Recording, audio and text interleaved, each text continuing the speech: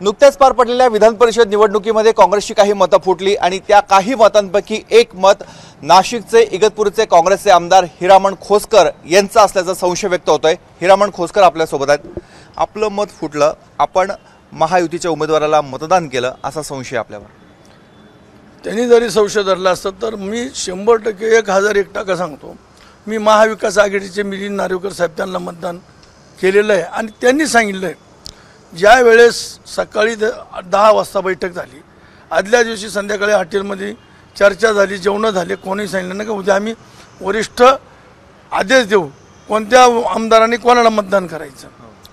सकाळी आल्यानंतर 2 तास त्यांची चर्चा झाली। चर्चा झाल्यानंतर आम्हाला बोलवलं, 7 जणांना आम्हाला मिलिंद नार्वेकर साहेबाला मतदान करायचं, 6 जणांनी जयंत पाटील साहेबाला मतदान करायचं आणि 25 जणांनी सातवताईला मतदान करायचं।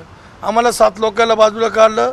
नार्वेकर साहेब स्वतः उमेदवार, बरप साहेब त्यांनी आम्हाला मतदान काढून दाखवलं, कुठलं कसं मतदान करायचं, पहिली पसंती कुठल्या कोपऱ्यात करायची, दुसरी पसंती कुठं करायची, तिसरी पसंती कुठं करायची। आमच्याकडून आम्हाला विचारून घेतलं की तुम्ही कशा पद्धतीने मतदान, म्हणजे मी मराठीतून मतदान टाकणार आहे। मग मराठीतून मतदान आम्हाला काढून दाखवलं, करून घ्यायला लावलं। त्याबद्दल माझ्याकडे चिठ्ठी दिली, ते पाहून मी मतदान केलं। आम्ही दोघांनी मराठीत केलं, तिघांनी इंग्लिशमध्ये केलं, 4घांनी रोमनमध्ये केलं। त्या पद्धतीने 7 मतं त्या ठिकाणी पडले। 7 मतं पडले असताना 16 आणि 7 23 एक मत फुटलं मी म्हणत नाही, 23 पैकी कोणाचं फुटलं, परंतु जे काही 6 मतं करायला लावले जयंत पाटील साहेबला, हे काही मतदान झालं नाही। परंतु तिथं वरिष्ठाची बोलायची ताकद नाही। म्हणजे काय, कुठे मतं फुटली म्हटलं? 6 मतं जयंत पाटील साहेबाला करायला सांगितले, 6 जणांना।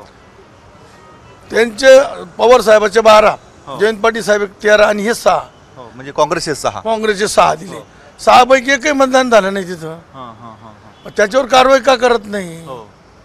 पण ते 6 जण कोण होते? आता त्यांनी दिले असतील, मला माहित नाही ना। आम्हाला 7 जणांना दिले तर आम्ही सांगू शकतो। तुमच्या 7 मध्ये कोण कोण होतं? पटोले साहेब होते, मी होतो, केशी पाडू साहेब होते, कोरुटे होते, मोहन हंबर्डे होते, असे आम्ही 6 ना कोण आता असे 7 लोक आम्ही होतो। तुम्ही कोणाला मतदान केलं? मिलिंद नार्वेकर साहेबांना। आणि पहिलं मतदान कुठं करायचं त्या याच्यामध्ये, दुसरं कुठे करायचं त्याच्या, तिसरं कुठे करायचं, या पद्धतीने आम्हाला काढून आम्ही त्या पण मतदान केलं। आणि त्यांना जर आमच्या खात्यात कोर्टाची ऑर्डर घेऊन त्यांनी मतदान चेक करावं, मतदान चेक केलं तर माझ्याजवळ कारवाई करा, मला पक्षातून हक्कलपट्टी करा। पण कारण नसताना महाराष्ट्रभरची जी बदनामी झाली थांबव। पण मग जयंत पाटील साहेबांना तुम्ही कितव्या पसंतीचं मदत केलं? मला दुसऱ्या पसंती सांगितलं होतं, तिसऱ्या पसंती सातवतायला सांगितलं होतं, त्या पद्धतीने केलं। आम्हाला 7ही लोकांना सांगितलं, पहिली पसंती मिलिंद नार्वेकर साहेबाला, दुसरी पसंती जयंत पाटील साहेबाला, तिसरी पसंती सातवताईला, अशा पद्धतीने सांगितलं। अशा पद्धतीने मतदान केलं। आम्ही काही चुका केल्या नाही। आता 23तून 1 मतदान कमी पडलं, 23 पाड्या पाहिजे 22 पडले, पण 23 पैकी कोण फुटलं त्यांनी हे बघायचं। परंतु ज्या ठिकाणी जयंत पाटील साहेबाला जे काही 6 मतं करायला सांगितले काँग्रेसचे, एकही झालं नाही। केवढी मोठी म्हणजे तिथं काहीच कोणी बोलत नाही। पण कोण असावेत ते? आता त्यांनी दिले असतात तिकडं। आम्हाला काय केलं, 3 रूम होते, आम्हाला 7 लोक एका रूम मध्ये घेतलं, जयंत पाटील साहेबाला 6 लोक करते एका रूम मध्ये, आणि 25 लोक तिथं ज्याला करते 7 होते, अशा होते केलं। ते 6 लोक कोण होते त्यांना, त्यांनी वरिष्ठ नाना पटोले साहेब थोरात साहेबाला माहिती असेल ना, त्यांनी कोणाला 6 मतं, त्यांनी आम्हाला सांगितलं नाही की 6 तिकडे 6, आम्ही 7 लोक एक खटी गेलं, मतदान केलं।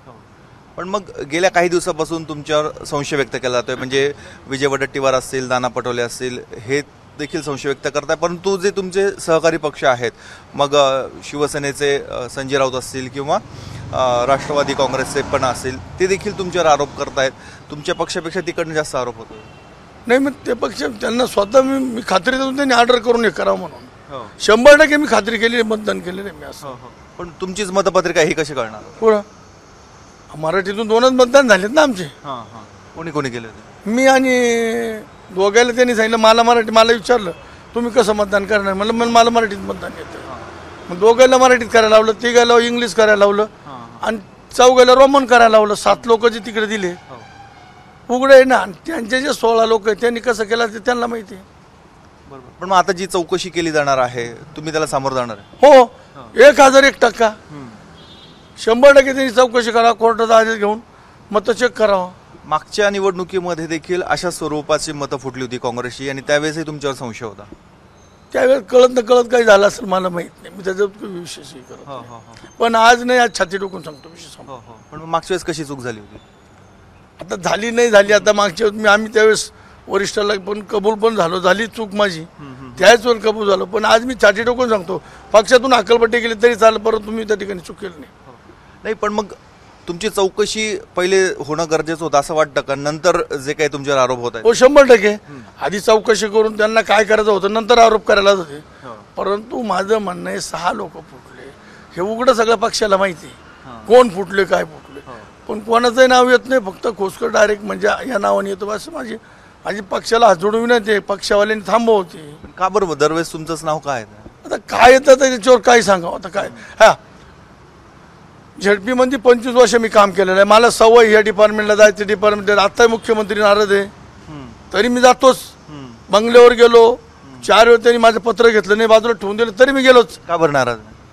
लोकसभेला मी पक्षाचं काम केलं, विधान परिषद पक्षाचं काम केलं, त्याच्यामुळे थोडीशी त्याची होतीच चिडचिड, तरी पण मी गेलोच. 5व्यांदा त्यांनी म्हणतं माझं सही पॉझिटिव्ह केली. पण तुम्ही अजितदादांच्या जास्त जवळ आहेत गेल्या काही दिवसापासून. नाही, अजितदादा जवळ म्हणजे विकासासाठी जावंच लागतं.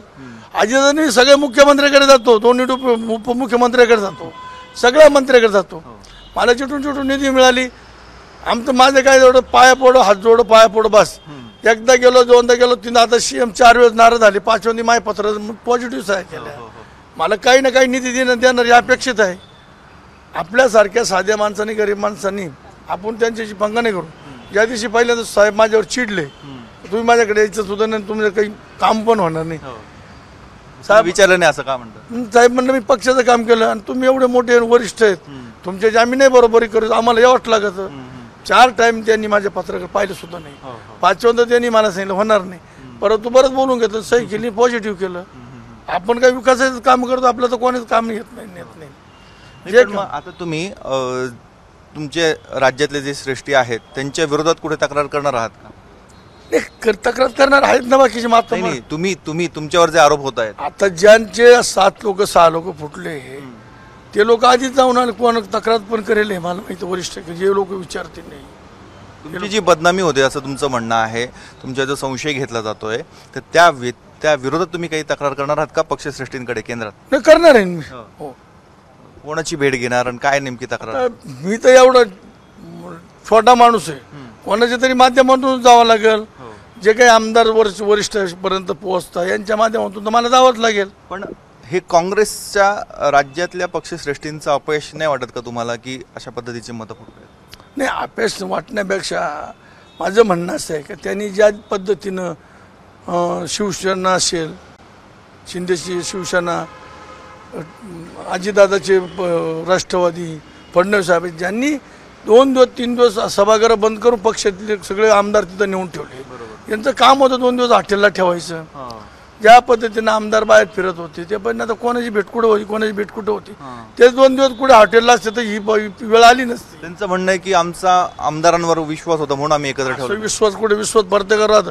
साधी ग्रामपंचायत लागली तरी 4-4, 8-8 दिवस घेऊन जातात. इतकी ग्रामपंचायत लागली तरी त्या ठिकाणी 8-8 दिवस घेऊन. आता अंजनेरी तिनबक चालू आहे, अंजनेरी ग्राम उपसरपंचाची निवड आहे तरी 8 दिवसापासून मेंबर बाहेर आहेत. ही चूकच झाली म्हणजे त्यांनी त्यावेळेस आम्ही एवढे मोठे लोक नाही, परंतु त्यांनी 2 दिवस त्या ठिकाणी सगळे आमदार बाजूला ठेवले असते तर ही वेळ आली नसती. बरोबर. असं तुम्ही वारंवार म्हणतायत की मी पक्ष सोडायला देखील तयार आहे. नाही, पक्ष नाही सोडणार. नाही, तुम्ही म्हणता ना की माझं जर काही चूक असेल तर माझ्यावर कारवाई करा. माझ्यावर चूक असेल तर त्यांनी पक्षात माझी हक्कलपट्टी करावं, पण मी स्वतःहून पक्ष सोडणार नाही. पण मग पुढे काय पर्याय तुमच्याकडे? पुढे काय पर्याय? आता समजा त्यांच्या उमेदवारी मागणार आहे, नाही दिली तर स्थानिक कार्यकर्ते नेते ठरवतील. त्यांनी ठरवलं उभा राहील, त्यांनी ठरवलं बा तुम्ही थांबवून घेतो थांबून. अजितदादांच्या राष्ट्रवादीचा पर्याय तुमच्या पुढे आहे? नाही, मी कुठल्याही काँग्रेसनी जर उमेदवारी दिली तरच घेणार. नाही उमेदवारी दिली तर स्थानिक जे काही संदीप भाऊ आहेत, माळीमामा आहेत, जे काही मंडळी ज्येष्ठ मंडळी आहे, संपत नाना आहेत, अनेक काही नेते मंडळ आहे, त्यांनी ठरवलं तर ते म्हणले बा पुढचा पवित्र काय. परंतु 99% 100% मी काँग्रेसमधून उमेदवारी मागणार आहे. नाही काँग्रेसने मला उमेदवारी दिली, पुढची काय दिशा ठरवते ते ठरवतील. शेवटचा प्रश्न, आरोप झाले, मतदान झाल्यानंतर तुम्ही पांडुरंगाच्या चरणी लीन झाला होता, काय साकडं घातलं? नाही हेच सांगलं तर बाबा मला पुढं म्हणजे काही माझ्यावर आरोप होते ते थांबव आणि मला पुढं इलेक्शनला निवडून आमदार म्हणून निवडून द्या, बस एवढंच काय विषय. पण मग पांडुरंग ऐकेल का पक्षश्रेष्ठी ऐकतील? नाही आता पांडुरंगाला काय फक्त आपण पांडुरंग ती आपली भावना आहे, पण प्रत्येक जण अपेक्षेने जातो, हात जोडतो. परंतु स्थानिक जे कार्यकर्ते जी काही मंडळी आहे, पक्षातले आता आघाडीचे, आघाडीमध्ये संदीप भाऊ आहे, आता निवृत्ती जाधव आहे, काँग्रेसमध्ये माळीमामा आहे, संपत नाना आहे, अनेक ज्येष्ठ शिंदे बाबा आहेत, अशी जी काही ज्येष्ठ मंडळी ती ठरवतील काय करायचं, पुढचं दिशा काय करायचं. त्याच्यात आपण काय स्थानिक नेत्यावर आम्ही किती उड्या मारल्या उमेदवारांनी, तर नेते ठरवतील, त्याच्यावर कार्यकर्ते ठरवतील, त्याच्यावर आहे ना विषय. असं हे आहेत हिरामण खोसकर. त्यांच्यावर जशी निवडणूक पार पडली विधान परिषदेची तेव्हापासून आरोप केले जात आहेत. त्यांनी महायुतीच्या उमेदवाराला मतदान केलं असं त्यांचं म्हणणं आहे. मात्र ते सांगतायत की माझं पहिलं पसंतीचं मत हे मिलिंद नार्वेकर यांना होतं. जयंत पाटील यांना ज्या ज्या आमदारांनी मतदान केलं त्यांची मतं फुटलेली आहेत. मात्र त्यांच्याविषयी बोलायला काँग्रेस पक्षातले ज्येष्ठ नेते एक शब्दही उच्चारत नसल्याचा त्यांनी आरोप केलेला आहे. त्यामुळे आता केंद्र स्तरावर ते काय नेमकी तक्रार करतात आणि ह्या संपूर्ण घटनाक्रमाचं पुढे काय बघायला मिळतं हे बघणं अत्यंत महत्त्वाचं आहे. कॅमेरामन मयूर बारगजेसह मुकुल कुलकर्णी, एबीपी माझा, नाशिक. एबीपी माझा, उघडा डोळे बघा नीट.